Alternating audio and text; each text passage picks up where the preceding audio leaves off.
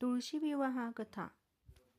पौराणिक मान्यतेनुसार राक्षसांच्या कुळात जन्मलेल्या वृंदाने लहानपणापासूनच श्री भगवान विष्णूची पूजा केली. ती मोठी झाल्यावर तिचा विवाह जालंधर नावाच्या राक्षसाशी झाला.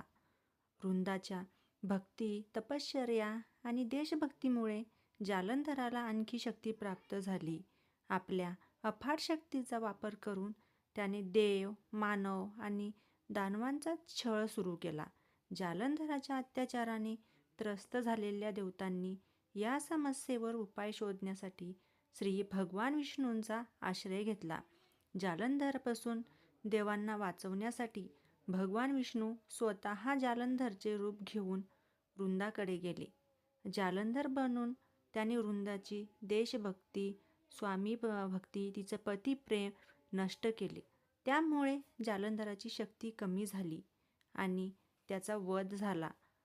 तर भगवान विष्णूच्या या कपटाची जाणीव झाल्यावर वृंदाने त्याला दगड बनण्याचा श्राप दिला आणि त्यानंतर सर्व देवी देवतांनी हा श्राप परत घेण्यासाठी वृंदाकडे प्रार्थना केली.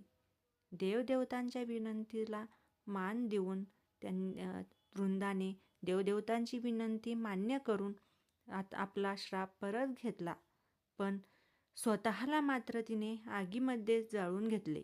भगवान विष्णूंनी वृंदाच्या राखेसह तुळशीचे रोप लावले आणि सांगितले की जोपर्यंत जगात तिची पूजा केली जाईल तोपर्यंत तुळशीचीही पूजा केली जाईल.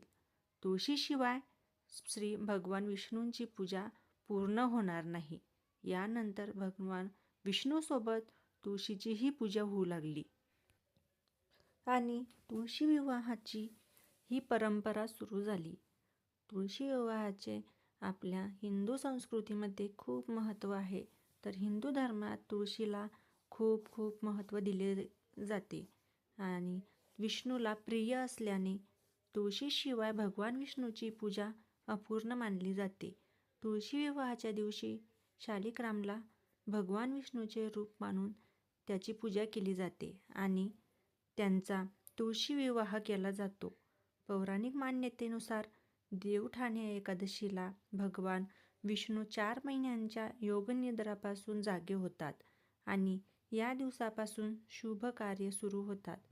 अनेक ठिकाणी देवउठाणे एकादशीच्या दिवशी तुळशी विवाह केला जातो.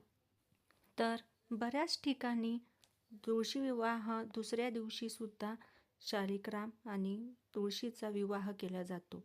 तर असे मानले जाते की ज्या घरामध्ये रोज तुळशीची पूजा केली जाते तर तेथे नेहमी सुख, समृद्धी आणि आनंद राहते.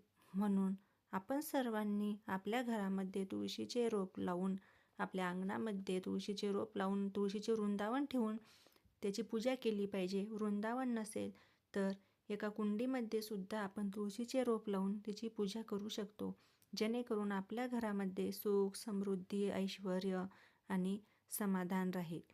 तर मैत्रिणींनो, तुळशी विवाहाची ही कथा आवडल्यास व्हिडिओला लाईक आणि शेअर करा. तसेच असेच नवनवीन व्हिडिओ बघण्याकरिता चॅनलला सबस्क्राईब करा आणि व्हिडिओ आवडल्यास जास्तीत जास्त शेअर करायला विसरू